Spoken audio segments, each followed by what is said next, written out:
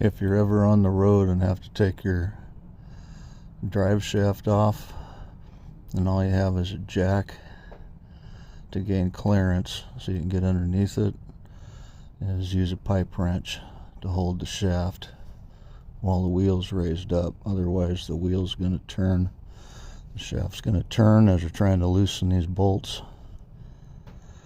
So just one little option.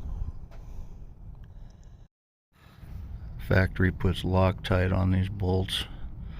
That's why they can be hard to get unscrewed from this front differential flange.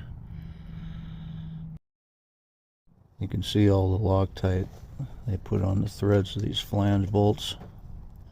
I didn't know if I was going to be able to get it off or not, but having the right tools for this job is critical. I'm using about a 12-inch, 11 or 12-inch extension with a long star socket, and I'm using an old torque wrench for a ratchet because it's got a small head on it. Because when you put this in a straight line to unscrew it, you want to make sure it doesn't slip off of that bolt head, and this ratchet heads right up against the drive shaft, in line with the drive shaft to do that. So you don't want a ratchet with a big head on it, so it tilts it at an angle, and then you'll slip off and strip the head, and then you'll be kind of stuck. But damn, they put a lot of Loctite on that bolt thread. That's ridiculous.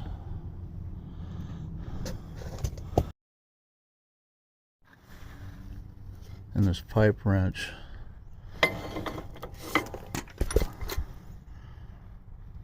I'm putting it over these balancing tabs that are welded onto the shaft, and that pipe wrench grabs the bottom jaw of the pipe wrench, grabs the bottom of these, and as I'm unscrewing the bolt, it catches really easy.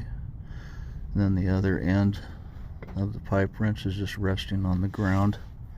I have a long pipe wrench, so it just rests on the ground, catches on the ground, keeps it from turning, works really good. It's kind of hard to grab this with the pipe wrench. It slips a little bit. These really help. If you're on the road, you know, a pipe wrench can come in handy. So can a vise that you can mount to the back of your tailgate. That really helps. You boys down there at the dealership are wasting a lot of Loctite.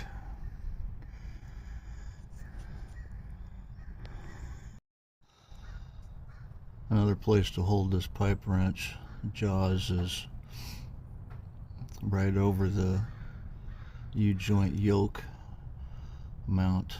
It's perfectly square, perpendicular, and the bolt always ends up, you know, right there, so my extension can clear the wrench.